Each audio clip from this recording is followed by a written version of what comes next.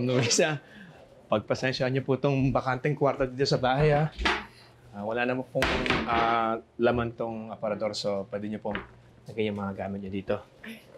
Basta po, Ma'am Luisa, pag may kailangan po kayo, sabihin niyo lang po sa akin. Sobra-sobra na to, Eric. Pasensya ka na, Eric, ha? Pati ikaw nadamay sa problema namin mag-ina. Wala po yun, Ma'am Luisa. Sabi ko naman po sa inyo, di ba? Pamilya na po ang turing ko sa inyo.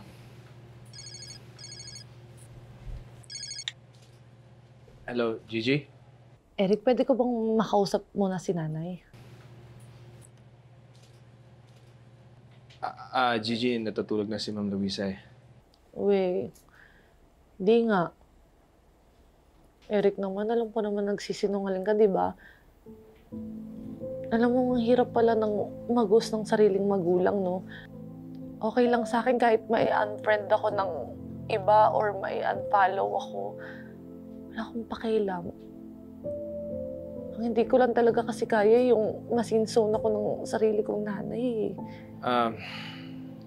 Gigi, mabuti pa magpalamig muna kayo ng nanay mo. Sa susunod, makapag-usap kayo na maayos. Mabuti pa magpahinga ka na. Sige. Eric, maraming salamat nga pala sa lahat ng tulong mo, ha. Buti na lang sa'yo nagpunta si nanay. Kasi wala na rin naman ako ibang mapagkakatiwala ang ibang tao kundi ikaw lang eh. Eric, ikaw muna bahala kay nanay, ha. Sana matulungan mo kung mabawasan yung galit sa akin ni nanay. Huwag kang mag-alala, Gigi. Akong bahala sa nanay mo. Sige, good night. Good night.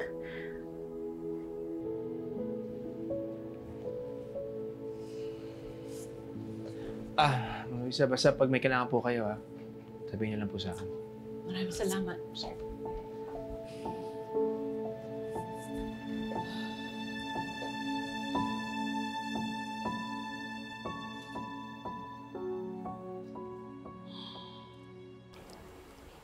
Bessie, mukhang okay naman ata si Ninang Luisa doon kina attorney. Pabayaan mo na lang muna siya, ha?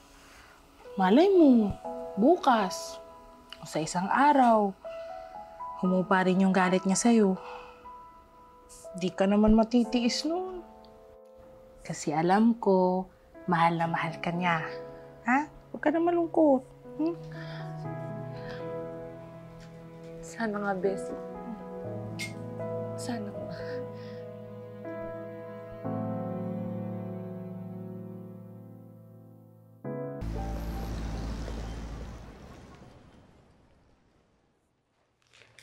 Ma'am Luisa, umorder na po ako ng pagkain natin. Pasensya na po, ha.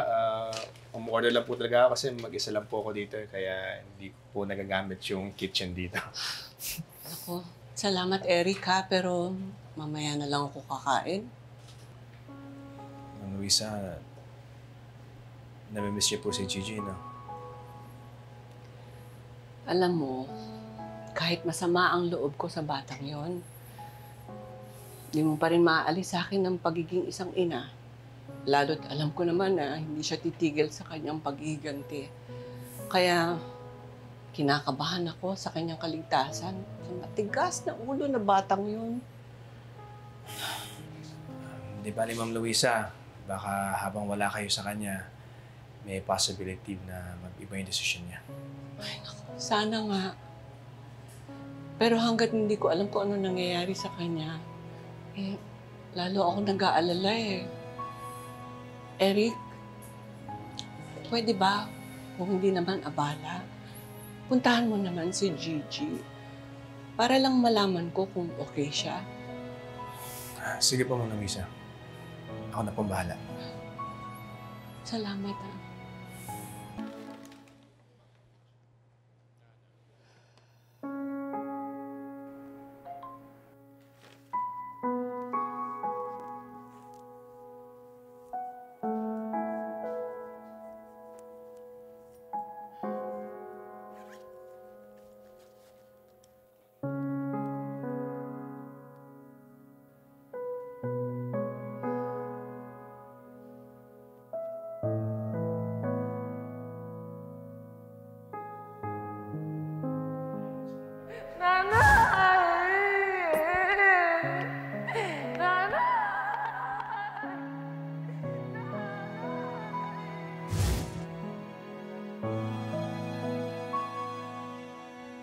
Ayoko naman saktan ikaw, anak eh. Ayoko lang may masamang mangyari sa'yo. Ang gusto ko lang naman eh, yung tahimik at malayo sa gulo na buhay. Sana naintindihan mo ko.